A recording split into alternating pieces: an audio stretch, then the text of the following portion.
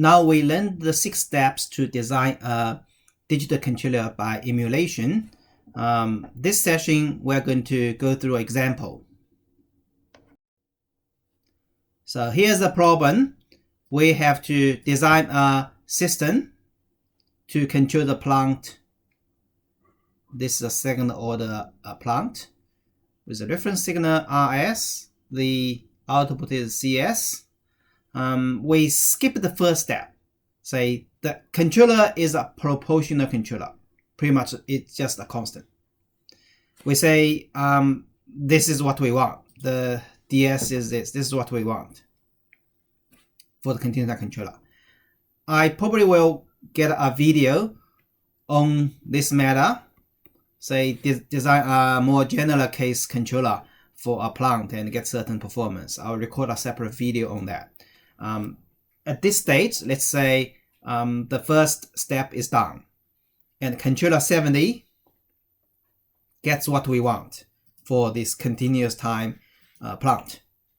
So step 1 is complete, the design is complete. Step 2 is to check the behavior of the continuous time system. So we can use MATLAB to build up the system. This is a gain, you get a plant, get a feedback. The first thing we can look at is the open loop frequency response. Open loop frequency response. So you just do the bow diagram. 2 things are important here. One is gain margin.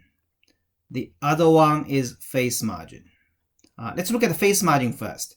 Phase margin, you can see the unit here is degrees. So it is when the gain is 0 dB, which is 1. So unit gain means whatever the magnitude gets to the system, the output will be the same value. So when the gain is equal to 0 dB, you check the corresponding phase here. So the phase is you getting from here. And how much is this phase? Is this value different from negative 180? So you get this reading minus 180. That's your phase margin. Okay, that's your phase margin. It's 23.6 degrees. So this is probably 150-ish here. Okay, so negative 150 minus negative 180, you got 23. Also, you know what frequency this is happening. So this is the frequency what's happening is about 8 radian per second. That's the phase margin. So see that again? So phase margin is when the gain is equal to 1. You read on the phase plot how much is that more than negative 180. This is indicating the stability of the system. The larger the phase margin, the more stable the system is. Gain margin, on the other hand, you look at when does this phase gets to 180. So in this case, it never gets to negative 180. In this case, it never gets to negative 180. So you have your phase, the gain margin is actually infinity in this case. Let's say that this phase actually gets to 180 over here. Then you go back and read what is the gain over this value. Say, just assume I just put a random number here. Say negative 40. If that's the case, then the gain margin here is how much gain we should put on here to make it back to 0 dB, which is 1. So this is negative 40 dB, so we actually get 40 dB as our gain margin, for example. So in this case, it's infinity because the phase actually never gets to negative 180. So once it gets negative 180, this actually goes to the infinity. So you don't have a kind of a gain margin, or you say gain margin is infinity. So these two things are the indication of our system stability. So the performance of our system is having a phase margin of 23.6 degrees. So when we design a discrete time equivalent controller, we want that controller to let's keep going with this step 2, evaluate the continuous time behavior. So this is time domain behavior. So the closed loop continuous system, we can have a step response. So this is a typical step response. A few important things we can look is rise time. Rise time is how long for the signal to get to, say, 90% of the step unit step. So this time is the rise time, TR. Then we have overshoot. This is overshoot. And also the setting time, how long it takes for the system gets to a band within certain limits.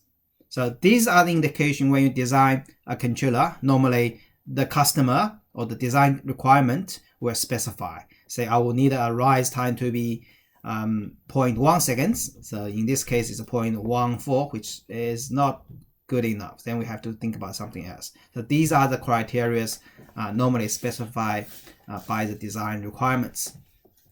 And be careful here.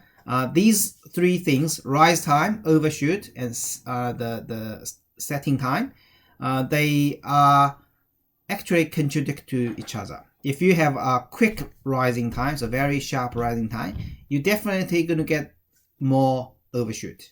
Okay? So this two is kind of, you can't really get both of them, like you get a super fast rising time and get zero overshoot. That's just impossible to do. Realistically, because system has dynamics, has inertia, you have to get a trade-off. Another important thing we need to look at the system is the closed loop Bow diagram. And be very careful. We don't want to confuse this to the open loop Bow diagram. The open loop Bow diagram gives us information about the stability, phase margin, gain margin of the system. The closed loop frequency response give us the bandwidth of the system. So like what kind of signal is possibly go through the system. Anything higher than the bandwidth over here, you can see the gain is very, very small. So pretty much the system will block those signals. And you can look at the shape of this closed loop frequency response. It's always like flat at the beginning and goes down in the end. So it means for the low frequency signal, the gain is 1. That's what we want, right? We want the output to be following your input signal. So you want the output to be the same as input, which means the gain is equal to 1. Here, the important bit is when the gain gets to negative 3 dB. So next, we normally represent this gain and phase in dB. dB is a good way to represent the ratios between two things. Because otherwise, if it's in a linear scale, this thing goes exponentially large. Just visibly, it looks very bad. So normally it's in dB. Negative 3 dB basically is half, it's 0.5. So it means a signal over here, at this frequency, gets to the system, the output will have half of the magnitude as input. Okay, so that's why I will pick this negative 3 dB. So anything higher than this frequency is higher frequency.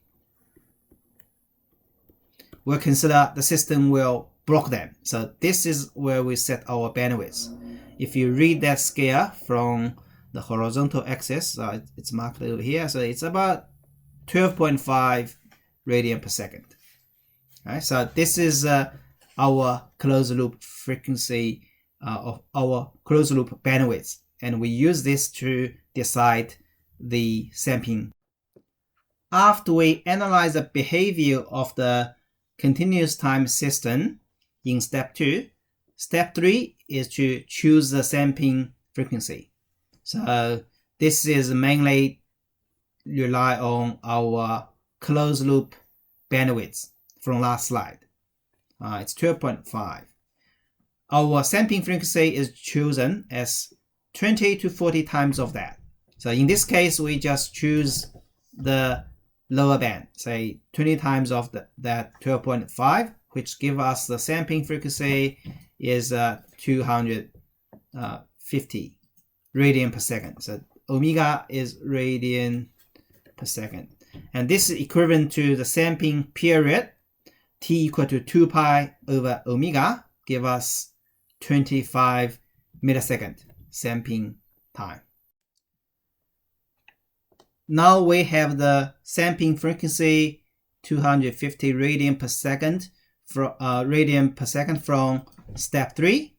Step 4 is to look at negative effects due to this sampling frequency. So effects coming from, firstly is the anti-alias filter. The secondly is coming from zero or hold. And we look at these effects at a particular frequency of interest. So we look at the frequency at 8 radian per second. This is where you get a frequency in phase margin. Okay, so when you read the phase margin on slide 3, there's a corresponding frequency with that. So in our case, we got 8 radian per second. If you forget, you can go back to slide 3 to have a look.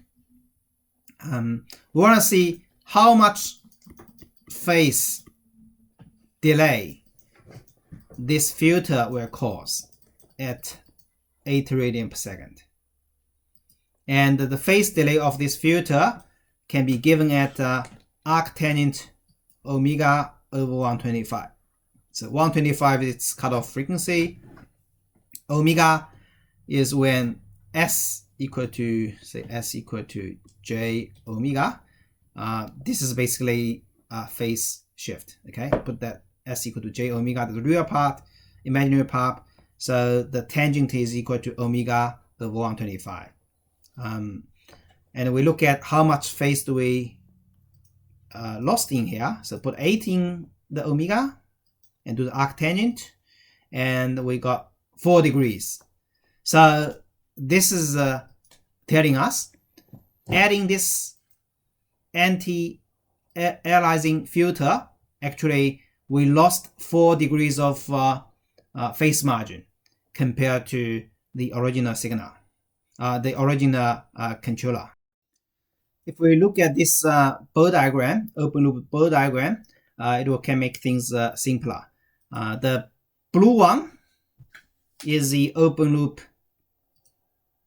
bow diagram we have before. The blue one is what we have before. And we know that at 8 radian per second, so this is 8 radian per second, we've got our phase margin. Phase margin is this much. This is our phase margin. Okay, and we add this anti-aliasing filter to the system. So I plotted the anti-aliasing filter in red. You can look at the gain is flat at the beginning until quite high, until like 125.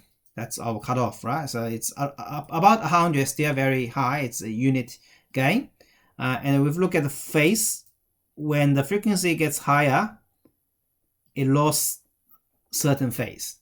Okay, so particularly point of interest is over here. How much phase we lost over that point? That's a little bit, and that's 4 degrees we got lost.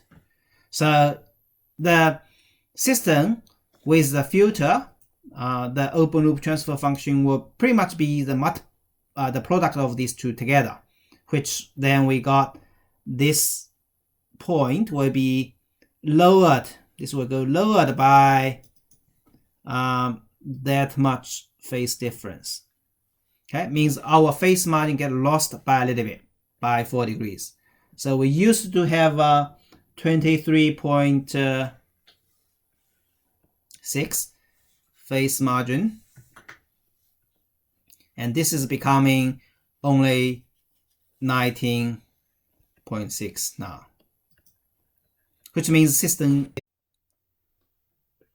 Now we look at the second DA components in the discrete time system, the zero odd hold. What's the negative impact of this thing? As we mentioned before, it will cause a delay of half of the sampling time. And the transfer function for that delay is written as that. And with our sampling time is at 250 Hertz, 250 radian per second. So the actual phase shift, the negative phase shift, is calculated by this formula, which I put in here. And now our interest frequency is 8 radians per second. This is from the figure 3, the open loop ball diagram, where we look at the phase margin. Okay, so this thing will cause a negative 6 degrees of phase margin loss. The previous one caused 3. So if we only look at zero order hold, it goes from 24 degrees phase margin for the system down to 18 degrees. You lost 6 degrees-ish. And also the gain margin has been changed. It used to be infinity. With the delay, it gets to a limited gain margin. So you can look at the ball diagram. This is again open loop ball diagram of the system. So what we did is we added this delay to the system. This delay is the same as our half of our sampling time in the system. And we look at the phase margin again. So this actually, if you draw this, it gets only this much. That's our phase margin. So it's only 18 degrees compared to we used to have a 23.6 degrees. So we lost phase margin here, 6 degrees phase margin here. If we look at the gain margin, it doesn't matter too much here. We don't have to analyze it, but just take the time to have a look at this. Gain margin is when this phase diagram goes to 180, negative 180 degrees, and we check what's the gain over here. This gain over here is negative 12 dB. So it means our gain margin is 12 dB. So we need to multiply our gain by 12 dB to get the unit gain. So this is two things to indicate the stability of our system. The larger the phase margin means more stable system. The larger the gain margin also indicate the same thing. So if we put those two together, we know the zero order hold create 4 degrees of phase margin loss, and the anti-alias filter caused 4 degrees. So total we lost 10 degrees. This is quite significant if we know that originally we only have 23 degrees. Now we're down to 13 degrees. So we lost like half our stability here. So this is something we need to consider in the design of the system. We have to design another system to compensate this phase margin loss to achieve again back to 23 degrees. So what we do here is because our controller is very simple, it's a gain controller. So that means our original system, if we start from 33 degrees, then we minus 10, we can get 23. Okay, so this is the whole idea is if we original design system, considering this loss of phase margin, Then we add these loss in there, it will become what we want.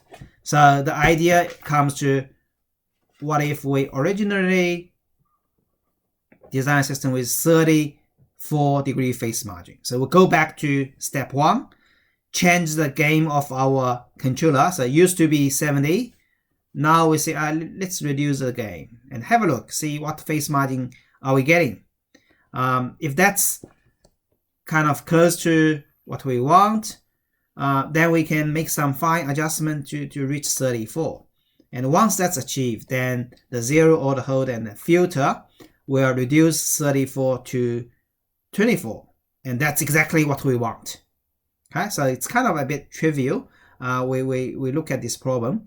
But this strategy makes sure we don't have to know too much about how to design a digital controller at all, really. This is a designing a continuous time controller. Find out how much phase margin loss we're going to have, then go back, redesign a new controller that taking care of this loss at the first place. Okay, so then later on, when this loss happened, we got actually what we want. Now we know we have to reduce the gain of the system or gain of the controller to actually give us extra phase margin. We know that this is the open loop bow diagram of the continuous time controller, which has phase margin of 23.6. We did a calculation from the previous slides because the anti-alias filter plus the zero order hold will cause negative 10 degrees of phase loss. So here we wanted to design or change our gain actually to achieve the phase margin, get to 33.6, or just say 34 degrees. We want our phase margin becomes 34 degrees. So again, let's look at this, how to read this graph. This is the magnitude of the bow diagram, and this is the phase of the bow diagram. So originally we have a phase margin of 23. So when we pick the gain equal to 0 dB, look down here. So this value minus negative 180, this is our phase margin originally. This is our original phase margin, 23.6. Now we said we need to have a 34. So means our gain, the crossover frequency, this is what we call crossover frequency. This frequency needs to be shifted to the left side a bit. So if you look at the phase diagram, we can see somewhere over here, we can pick this equal to 34. So just 10 extra over there. And then we go back to look at in the magnitude, in the gain plot, what is the gain over there. So this is actually 6. There's a conversion from dB to gain. Is dB is equal to 20 log gain. So you have a value, actual value over here.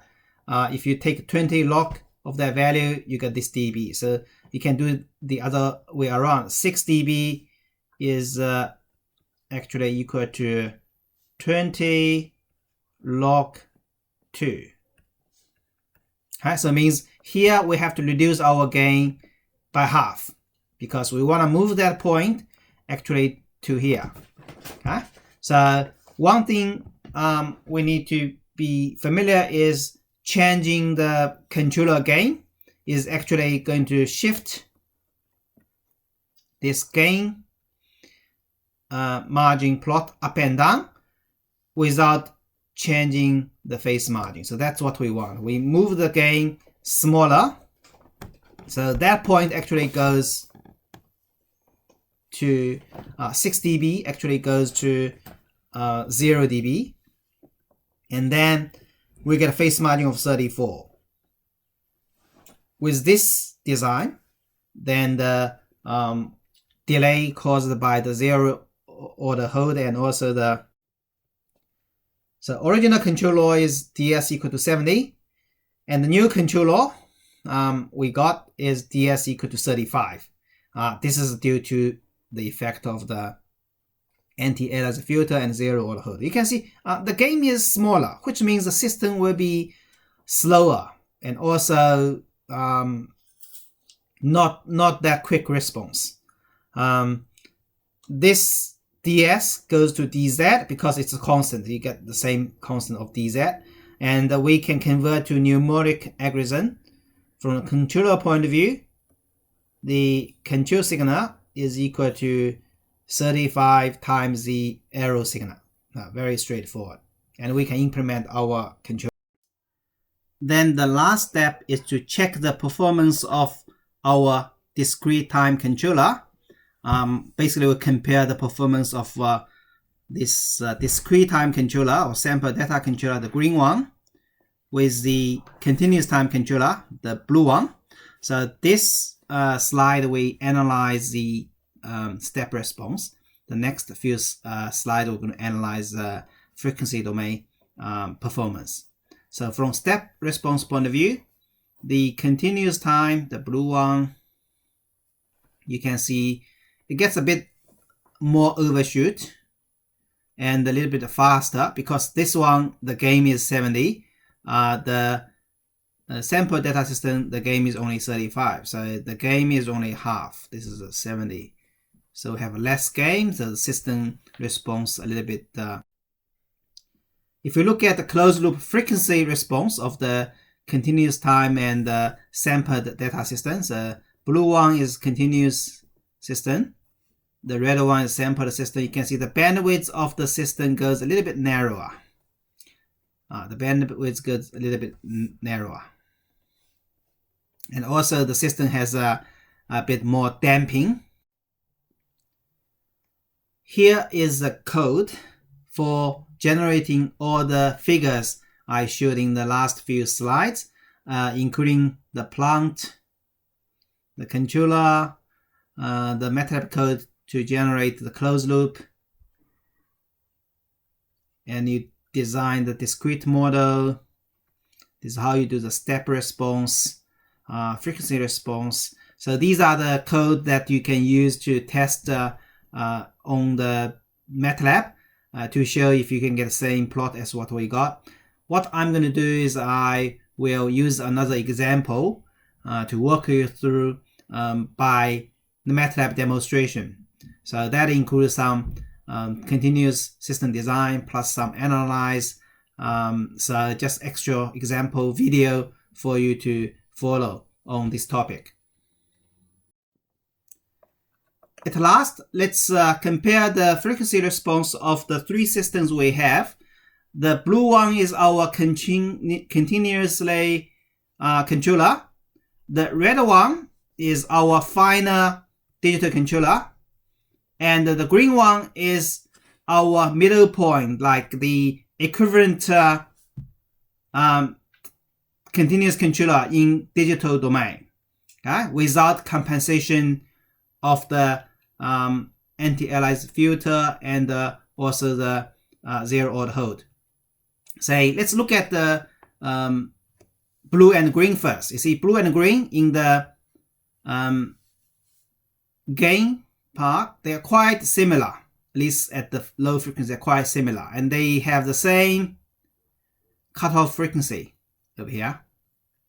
However, if you look at the phase margin, we're looking at the green and the blue. If you have green and blue, so there's a difference in phase margin, and that difference we mentioned before, we lost 10 degrees of phase margin stability. You can see the green is lower than the blue, means the difference here we have smaller phase margin over here.